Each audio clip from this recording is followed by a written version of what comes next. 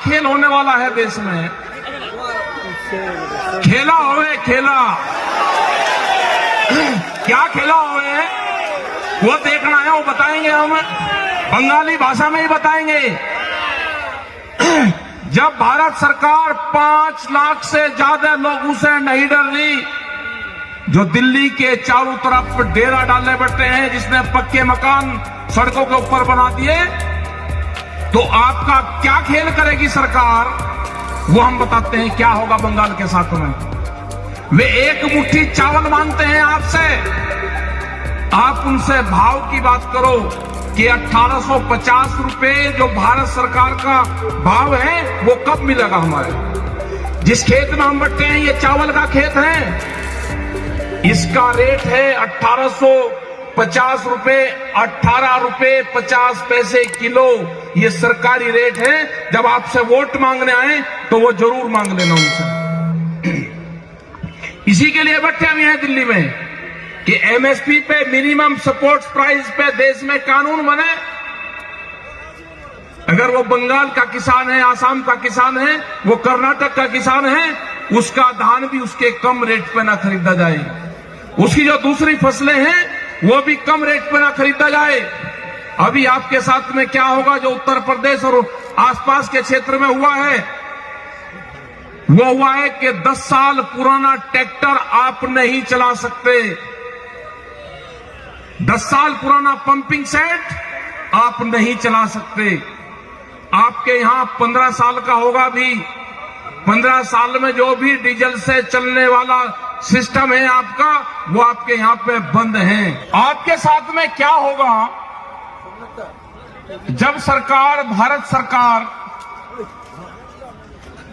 कई लाख किसानों के कब्जे में नहीं आ रही, अभी पिछले 100 दिन से आपके साथ में 2 खेल होंगे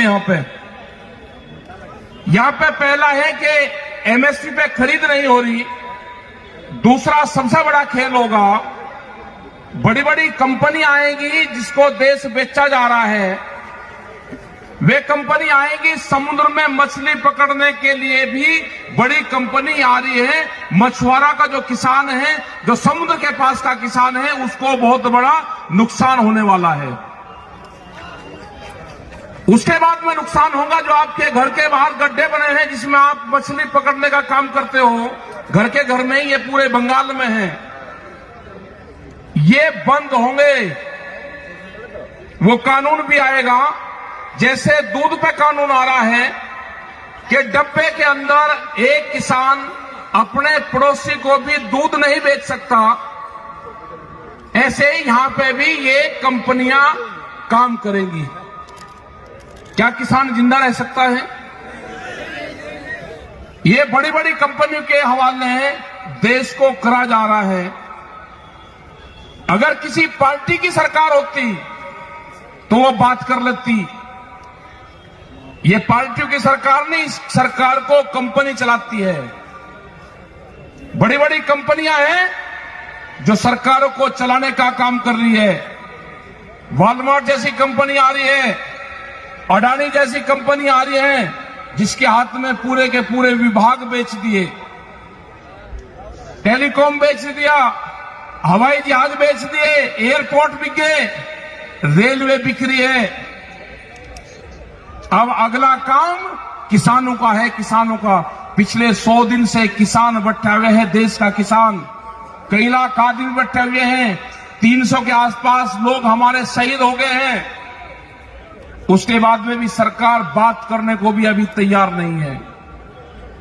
ये आंदोलन पूरे देश में खड़े करने पड़ेंगे, ये आंदोलन डिस्ट्रिक्ट वाइज खड़े करने पड़ेंगे। आपको बैरिकेडिंग और बैरियल तोड़ने पड़ेंगे, बड़े आंदोलन होंगे। ये आंदोलनकारियों की धरती है। आपको आंदोलन, लड़ाई आपको लड़नी पड़ेगी। वो लड़ाई बाद की होगी, पहले यह है कि यहां पे इलेक्शन है। जब यहां पर आए तो प्रेस के लोग और सब लोग इलेक्शन की बात जरूर करेंगे।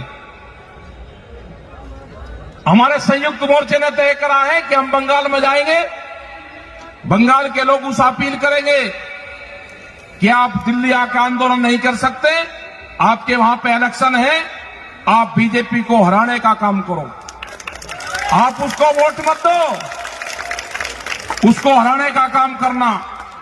वोट आपको किसको देनी है वो अपने आप तय कर लेना।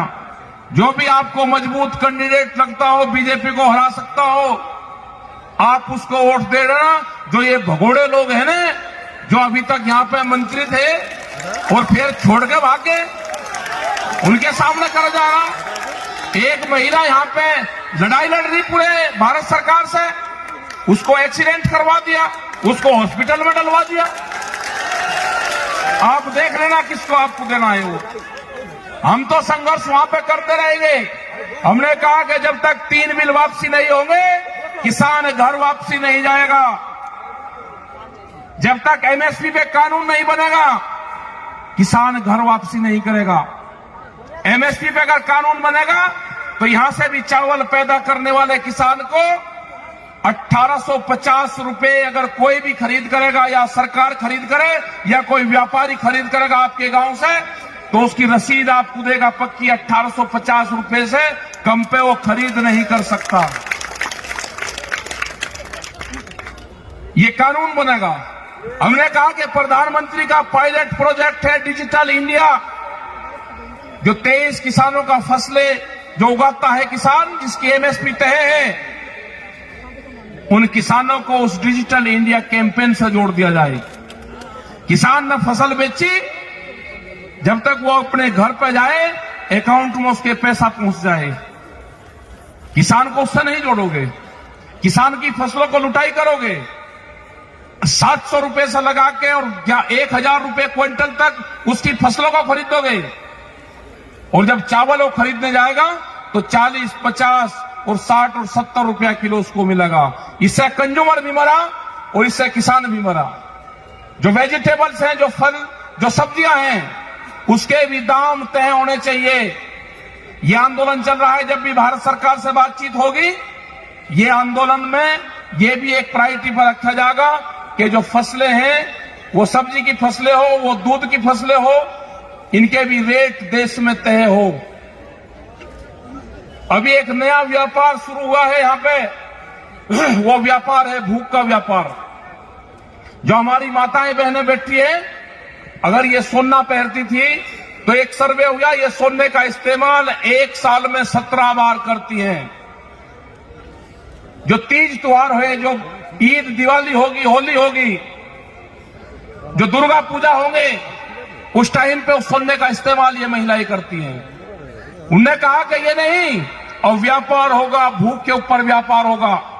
अनाज तिजोरियों में बंद होंगे, रोटी तिजोरी में बंद होगी। यह आंदोलन होगा कि रोटियों को तिजोरी में बंद नहीं होने देना। रोटी व्यापारी की कैद में नहीं होगी। अनाज के गोदामों पे व्यापारियों का ताला नहीं लगेगा। यह आंदोलन जब तक जारी रहेगा, जब तक ये कानून वापसी नहीं होंगे। इनको खत्म करना पड़ेगा सरकार को।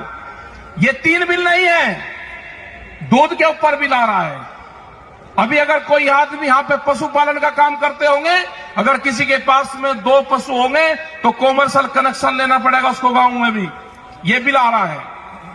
अगर आप कौन से खेत में किस चीज का कंपनी का बीज बोओगे, पेस्टिसाइड बिल आ रहा है, सीड बिल आ रहा है, बीज का कानून देश में आ रहा है। अब इन बिल के बाद में अगर आंदोलन ना होता तो अब तक वो बीज का कानून भी आ गया होता। इस खेत में आप क्या बोओगे वो सरकार तय करेगी। किस कंपनी का बीज बोओगे, अगर किसी खेत में दूसरी कंपनी का सीड मिल गया तो आपके ऊपर मुकदमा होगा।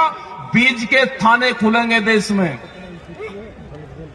कैसे जिंदा रहेगा किसान? बिजली के थाने हैं यहां पे, दूसरे थाने हैं यहां पे, बीज के भी थाने देश में खुलेंगे। अगर किसी के पास में पंपिंग सेट है और वो 10 से 15 साल पुराना है, वो तोड़े जाएंगे, उस पर जुर्माना नहीं होगा। अगर ट्रैक्टर या कोई भी इक्विपमेंट खेत में या कहीं पे भी चलने वाला है, वे तोड़े जाएंगे, वे स्क्रैप में बिकेंगे। तो ये सारे कानून आ रहे हैं। अगर देश का किसान अब की बार इस आंदोलन से पीछे रहा तो ये देश की जनता हारेगी, देश का किसान हारेगा, देश का नौजवान हारेगा। ये लड़ाई जारी है। इस लड़ाई में सब लोगों को साथ देना चाहिए।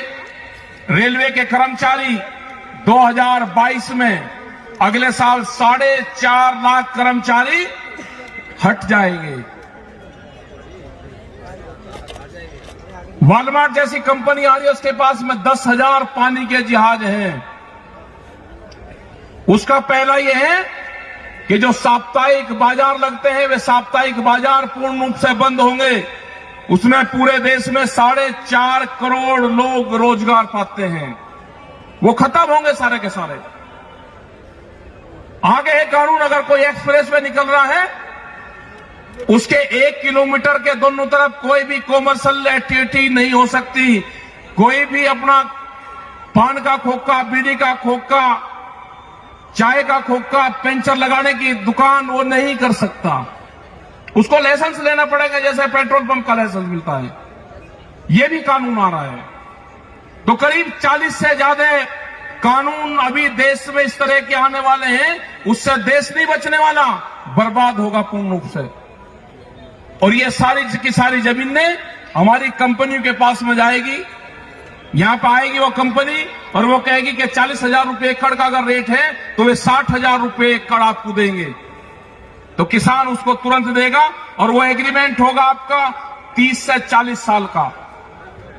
हमारे लोग शहरों में शिफ्ट होंगे, अपने गांव में ही कहेंगे 60,000 रुपए एकड़ का बहुत है। इन जमीनों में केमिकल डाला जाएगा, ये जमीनें बर्बाद होंगी। 50 से 70 साल के बाद में हिंदुस्तान में अगर ये कानून आते हैं तो कोई खेती लायक जमीन यहां पर नहीं रहेगी। यहां पर इंडस्ट्रीज लगनी है, उसके लिए सस्ता मजदूर चाहिए और मजदूर आवेगा गांव से, मजदूर आवेगा खेती से। ये इसलिए पूरा प्रोग्राम चल रहा है। और एक इस तरह का देश चाहिए था कि जिसकी जनसंख्या ज्यादा हो, वो मजदूरी का काम करे। उनको भोजन की जरूरत होगी तो दूसरे मुल्कों से भोजन उनके लिए आए। और आप 3 काम के लिए हिंदुस्तान का नौजवान और हिंदुस्तान की जनता रहेगी।